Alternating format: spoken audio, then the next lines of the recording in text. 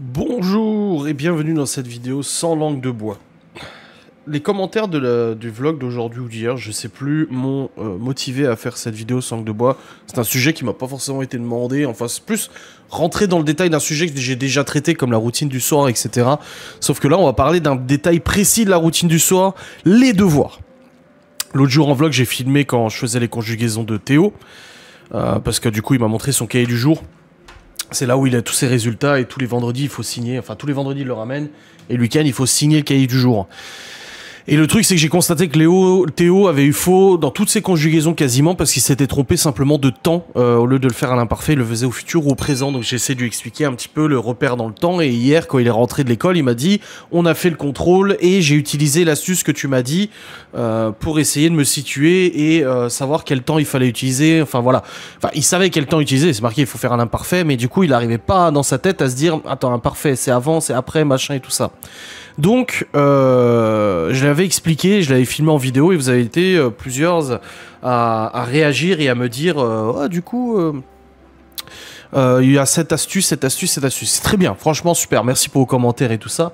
Et je me suis dit, bah, autant en faire une vidéo sans langue de bois pour dire un peu comment on gère les devoirs. Alors, je vais pas revenir sur le passé ou le fait que je m'occupais pas des devoirs avant, ça je pense que vous connaissez la musique, c'est bon, on va pas revenir dessus.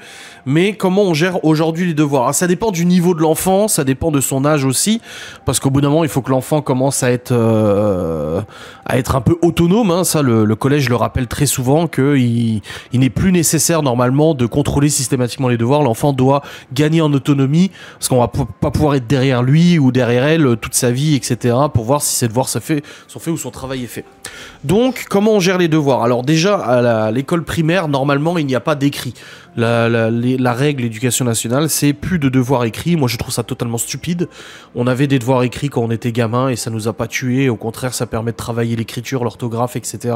Ça permet quand même d'évoluer, de progresser et tout ça, parce qu'à l'école, ils peuvent pas tout faire à l'école et il est nécessaire de retravailler à la maison pendant les vacances, pendant les week-ends ou le soir, etc. Donc moi, j'ai pas de critique à faire vis-à-vis de cette nouvelle règle. Et dans notre école, en tout cas, les enfants ont toujours des devoirs écrits. Alors, c'est pas formellement des devoirs écrits, mais c'est des choses à faire quand même à la maison et tout ça. Et je pense que passer par l'écriture permet de mémoriser quand même beaucoup plus facilement certaines choses. Donc concernant la primaire, donc Chloé et Théo, le soir quand ils rentrent, ils prennent leur goûter et ensuite on attaque les devoirs. Donc ils montrent leur cahier de texte, on vérifie du coup que les informations qu'ils nous ont données sont bien cohérentes avec le cahier de texte, parce que des fois ils disent ah j'ai juste ça à faire. Tu ouvres le cahier de texte, tu te rends compte qu'il y a 2 autres leçons à apprendre, comme hier. Théo il me dit j'ai la conjugaison, il me fait réciter sa conjugaison. Bon bah voilà, c'est appris, pas de souci. Et finalement quand je regarde son cahier de texte, il y avait la leçon 10, 11, 12 à apprendre et lui il m'a fait que la 12. Donc j'ai dit non, tu vas m'apprendre la 10 et la 11. Oui mais on l'a déjà fait. Non, tu vas la réviser et tu me la fais réciter. Comme ça, moi, je suis sûr que tu la connais. Donc déjà, il y a ce premier regard de vérification vis-à-vis de ce qu'il y a à faire. Et ensuite, il y a le travail du coup de devoir. Donc aujourd'hui, c'est vrai qu'on se focalise plus sur Théo et Chloé dans la mesure... Ah, le Q7, je peux aller le déposer. Je vais dire juste à Laura, je peux aller déposer le Q7 au garage dès maintenant, donc t'inquiète pas pour le timing et tout, Gaston il va venir avec moi pour me ramener je pense. Donc du coup oui je dois déposer la voiture au garage et là il vient de m'écrire. Donc du coup oui je disais vis-à-vis des devoirs, donc là on se focalise plus sur Théo et Chloé, donc généralement ils ont des mots de dictée à apprendre, donc on leur donne le mot, ils l'écrivent sur un papier et s'ils ont faux ils recopient plusieurs fois pour bien le mémoriser. Des leçons de sciences, d'histoire, etc. Donc on fait réviser les grandes lignes. Voilà, on demande pas à connaître par cœur, mais nous on est assez mature pour savoir ce qui doit être retenu, comme les dates, les éléments, etc. Les faits historiques, les choses comme ça. Voilà, on leur demande pas du réciter du par cœur, mais de connaître les éléments importants pour pouvoir le retranscrire dans un contrôle, etc. Il y a aussi du travail sur ordinateur. De plus en plus, on le voit, Théo notamment, il doit faire des recherches sur ordinateur, etc. Donc on n'a qu'un seul PC portable à la maison. Bon, on en avait plusieurs, mais on n'a pas tout récupéré encore, mais j'ai mon PC portable, donc ils utilisent mon PC pour pouvoir faire leurs recherches sur internet, et pareil, les recherches se font avec nous, on les guide, on leur explique et tout ça, et moi je vérifie derrière qu'ils fassent pas de conneries, ils aillent pas sur YouTube pour regarder des vidéos de Spider-Man par exemple. C'est un exemple, mais l'autre jour Théo il faisait je sais plus quoi, et puis en fait il regardait une vidéo de Spider-Man. Donc voilà, c'est les devoirs qui doivent être faits et puis c'est tout. Donc il y a ce contrôle de devoirs et le contrôle des leçons à faire réciter. Ça c'est pour les petits. Ensuite pour les grands, Bon, Libby, Malone est en terminale, on ne contrôle pas ses devoirs, non. Des fois on lui dit, t'as pas des devoirs à faire toi? Si, je vais les faire. Et il les fait toujours souvent à la dernière minute. Donc là-dessus on essaie de lui dire que ça sera pas possible tout le temps de le faire à la dernière minute. Déjà en terminale, il a vu un petit peu que le rythme et la charge de travail étaient quand même beaucoup plus importantes, donc il s'est mis au boulot. On va dire qu'avant il se mettait pas trop au boulot, là il s'est quand même mis au boulot. Donc ça, on va pas contrôler ses devoirs, je veux dire, ça dépasse nos compétences.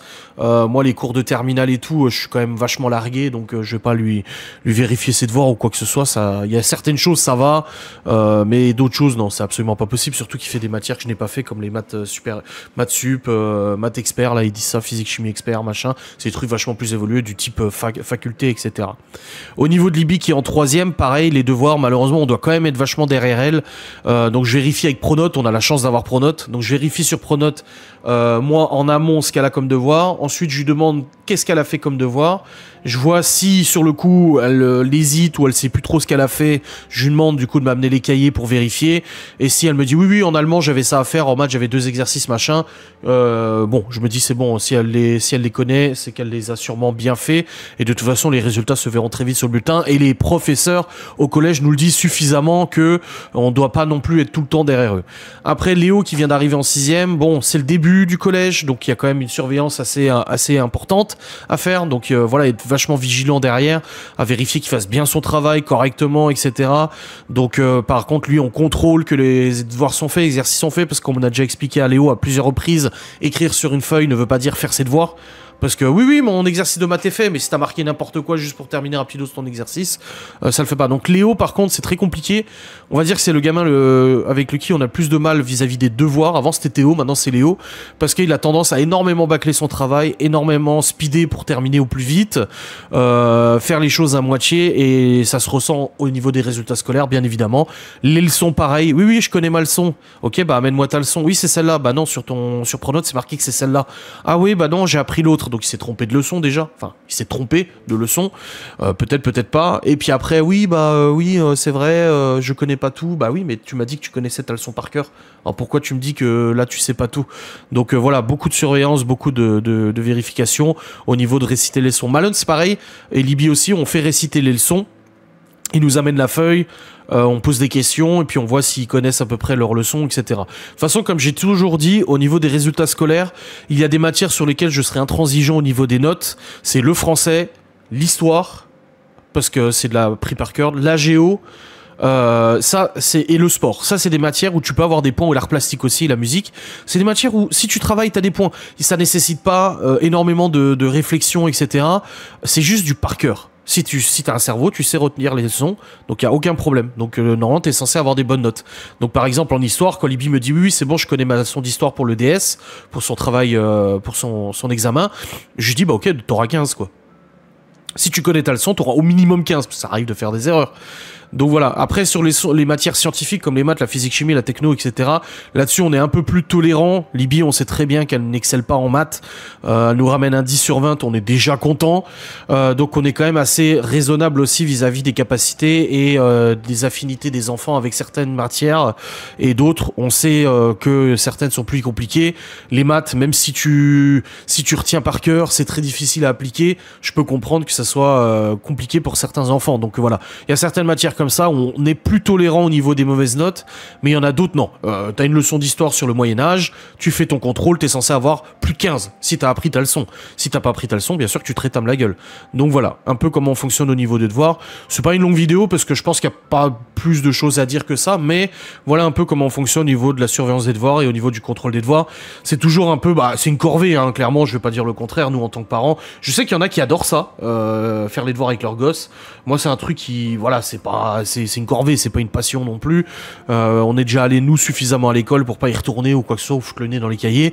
Mais bon, on fait comme on peut et comme on doit le faire en tant que parent, contrairement à ce que je faisais avant. Voilà, j'espère que cette vidéo vous aura fait plaisir et aura répondu à certaines de vos interrogations. N'hésitez pas en commentaire à me dire comment vous avez ou vous fonctionnez avec les devoirs de vos enfants. On se retrouve très vite, des bisous, salut.